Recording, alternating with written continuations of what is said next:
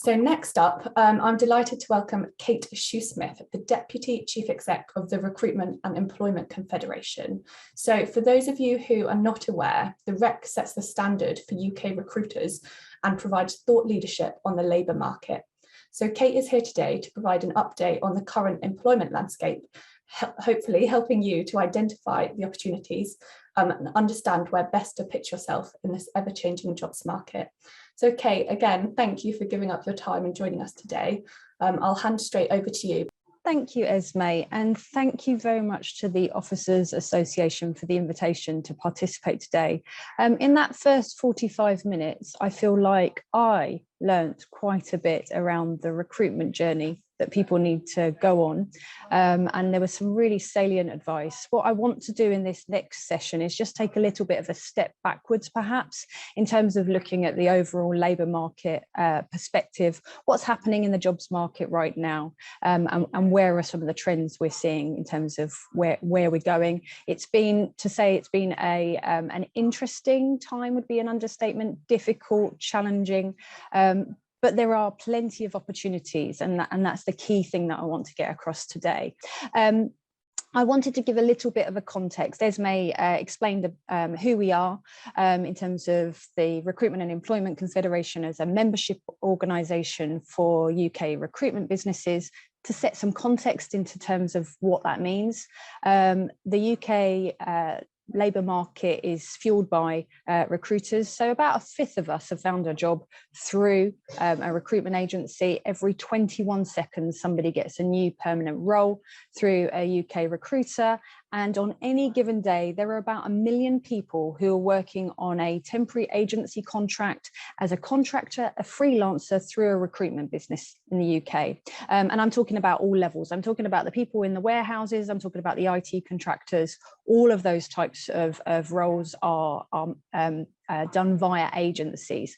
And there's many reasons why people work in quite different ways. One of the things that we do know is we work in partnership with the public sector recruitment services, with DWP. We have a memorandum of understanding, but we know that the recruitment industry, it places more people from unemployment into employment than job centres do. Job centres have obviously got a hard job to do. They're talking about benefits as well as making work coaches matter and work as well. So that's just to set a little bit of context about who we are.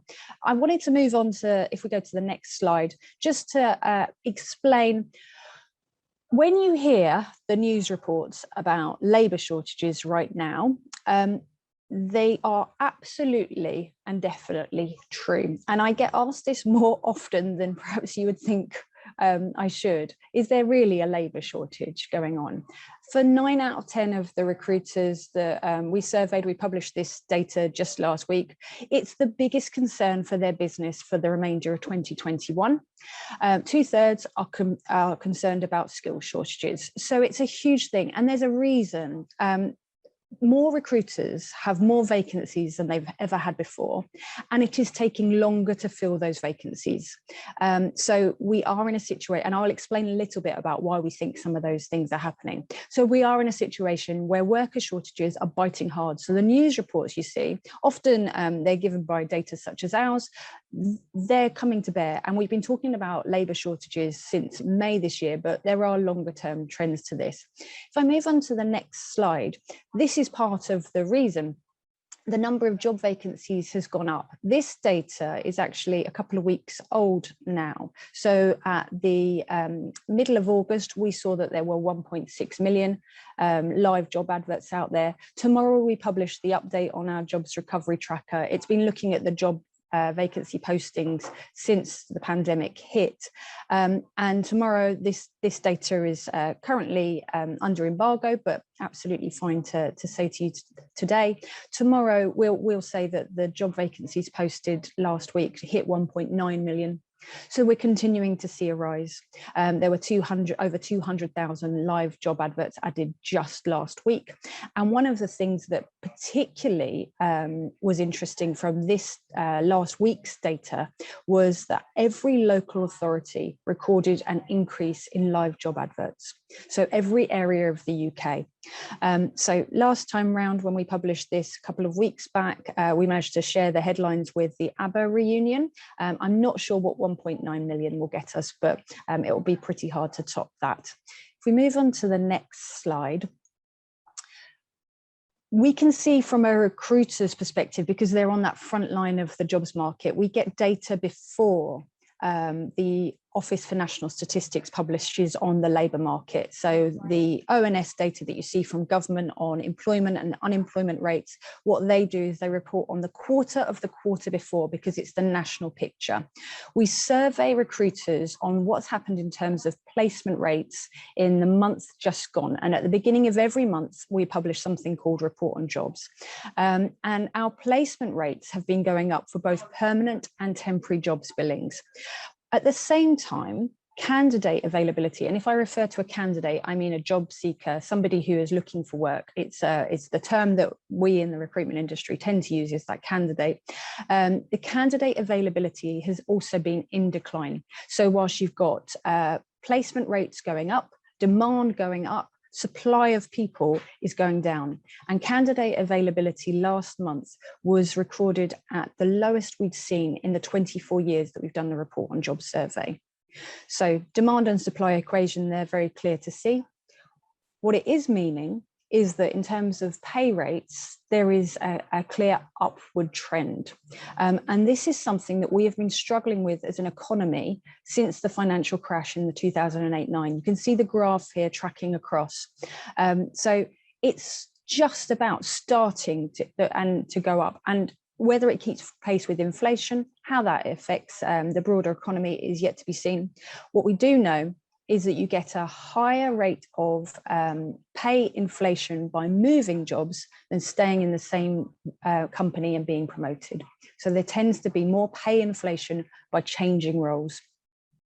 I wanted to now just explore a little bit about what we're seeing in terms of the labour market and what we think are some of the trends behind that. So some of what we're seeing in terms of the labour shortage crisis, we can put down to short-term reasons. There might be some reasons to think that some of this is a temporary shift in the economy for now.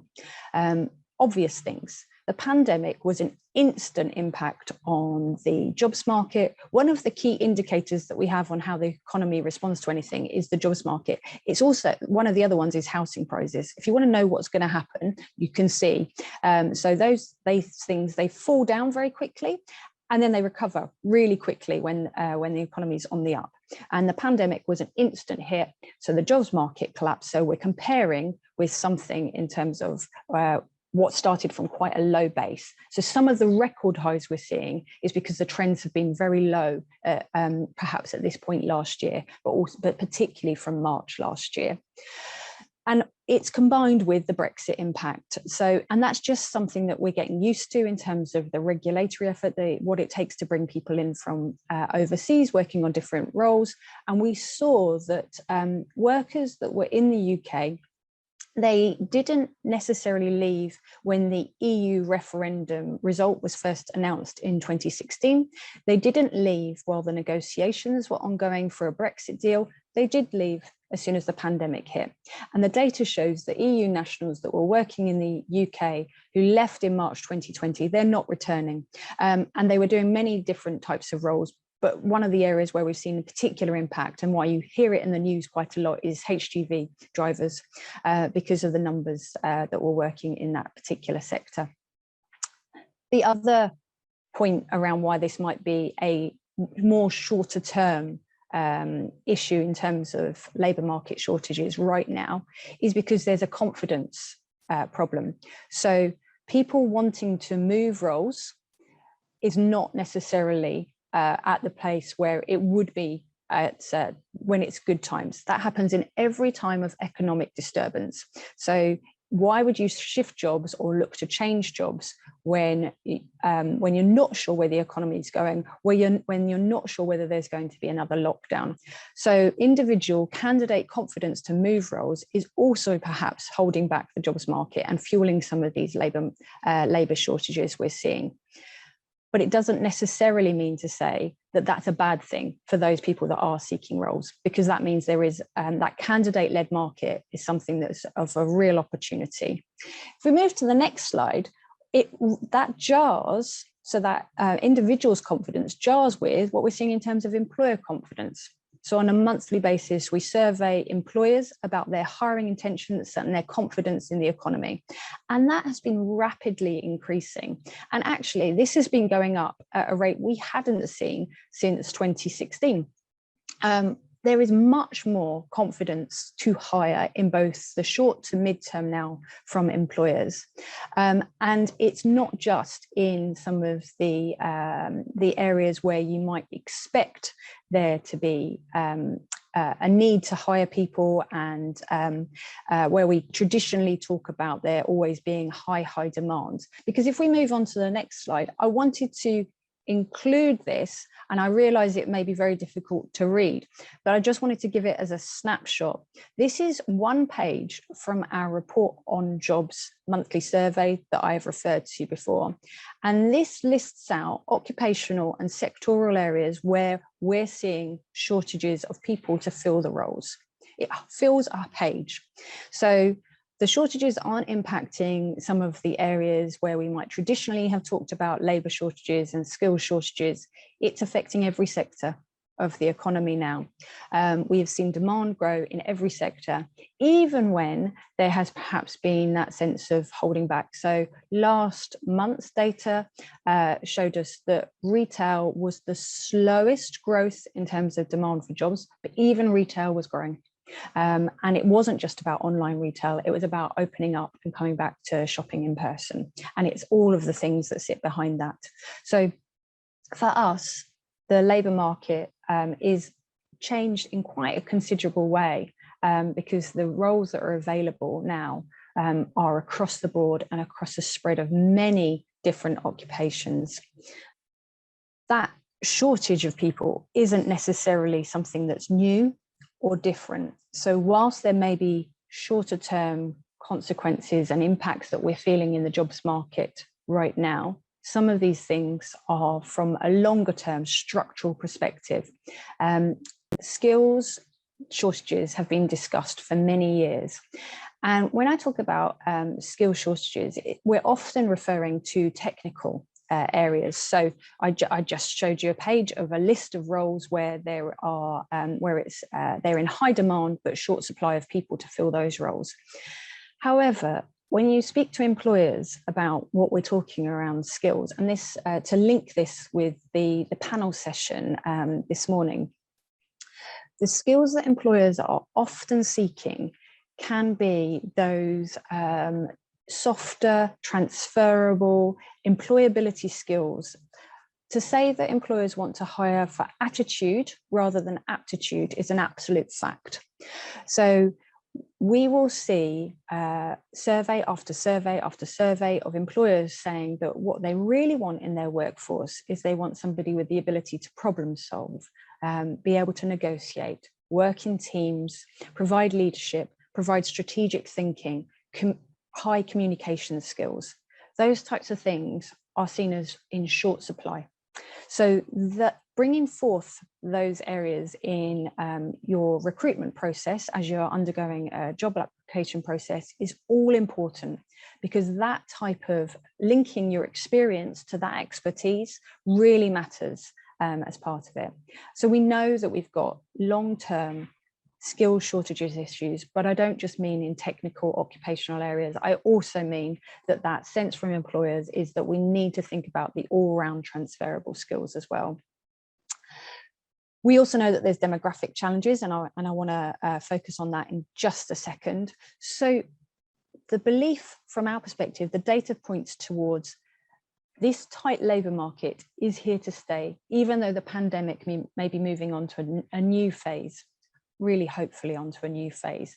And this means that there is an opportunity for job seekers that we haven't seen for the last 18 to 20 months at the very least. So if we move on to the next slide, I just wanted to finish up by talking a little bit about where we see older workers fitting into all of this. And the next slide, please. First of all, 50 plus is no longer old whatsoever or older. We've had a declining birth rate for a number of years. We know that there were double the number of babies born in 1964 to 1977. So those baby boomers that are now seeking to move on from the workforce, replacing them is going to be all important for employers right now. So the aging population is going to mean that people are going to be working longer and in work for much, much longer. And we're going to need to have that people there because of that replacement effect. The other thing to say, and this graph shows, is that this isn't just necessarily something in terms of a UK issue around fertility rates and birth rates. This is global. And the pandemic has shown us one thing in particular, that where you work is no longer the most important factor. So keeping a job search to be just in your local area in terms of where you can easily travel to may not be something you should limit yourself to at the moment, because there is definitely an opening up in terms of thinking about where the skill sets can be and can we do it remotely, just like we're doing this conference remotely today. There is, however, a perception issue, and there is something that we still need to address. We're currently working at the REC with the Centre for Ageing Better, because we do know, and there was a question about this earlier in the panel session, we do know that there can be a bias towards against older candidates, I should say, during the application and the recruitment process generally. However, we know that there are economic benefits to clients from hiring people with more experience and more expertise, because there is better news. And these demonstrable impacts of people that have more experience and more expertise are something that we're feeding through into the jobs market.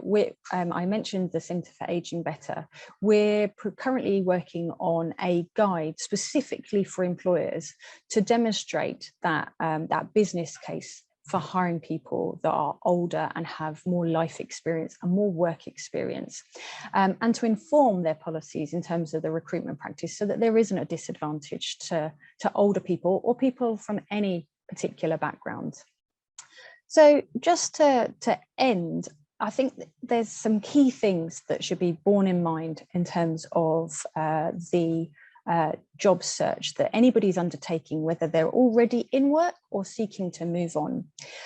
First up, it's a candidate market. I can't say that often enough. So employers need to broaden their search criteria. They will need to ensure that they are looking at as wide a range of people as possible if they are to fill those roles. Go back to what I said at the very start, 97% of recruiters are saying it's taking longer to fill vacancies. So it's time to broaden out your search criteria. And we know that there's a benefit from hiring older workers, and the work that we'll produce in the next week or two, the Centre for Ageing Better, will quantify that. Secondly, this isn't a time to limit a job search. So I mentioned geography earlier. Don't necessarily think because you're not located in the same place as the company's headquarters that means that job isn't for you. Employers are definitely thinking about this quite differently now. So in some sectors, it's been a global job search for quite a while, but for many recruiters, they have transformed how they're seeking to hire and identify people, which brings me on to my third point. That this point is that the jobs market search has changed. So we know that we need to ensure that a job advert gives people information, but you heard from the panel earlier about how important it was to reach out and to network, because you will only understand exactly what's involved behind that job advert through some of those conversations, through the research you do. I cannot tell you how frustrating it is for people to do a very quick job applications based on numbers, and I'm sure that's because that will not get through. So understanding the organization that you want to work for, understanding whether its purpose and its values align with yours, and that's something that you're going to find fulfilling is going to be all important, and it will come through in terms of that job application process. And the other point is to make sure that you are findable. So as much as we may not like the era of social media, being able to be contactable and to network online has never been more important.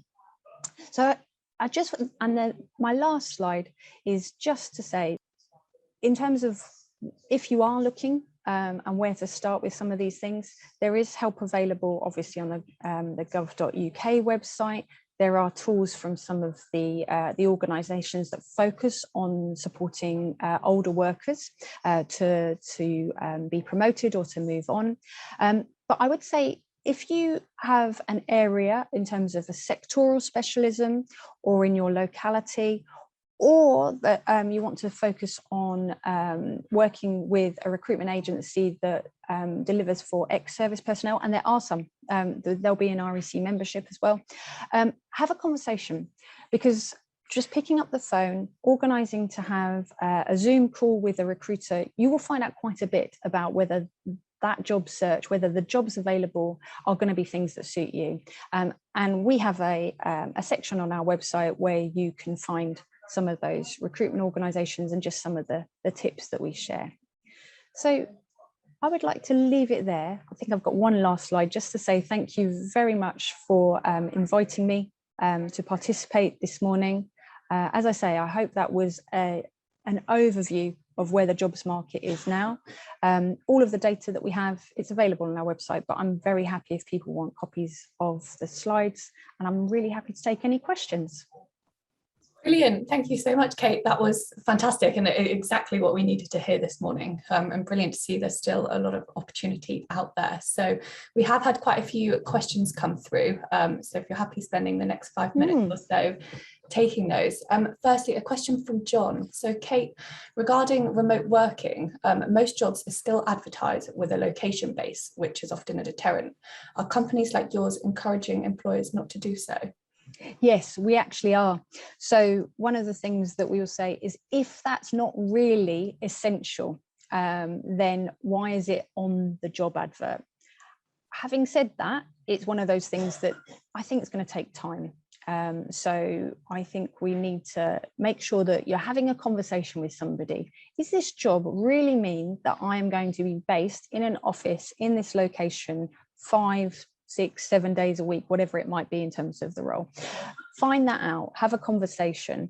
It may be that the client has not even considered whether there's flex to that. And actually, it's one of the things that the government is moving particularly towards, if you've seen any of the headlines this morning, is moving towards, is whether when you, as you're starting in a role, a day one right to ask for flexibility, and that could include the location.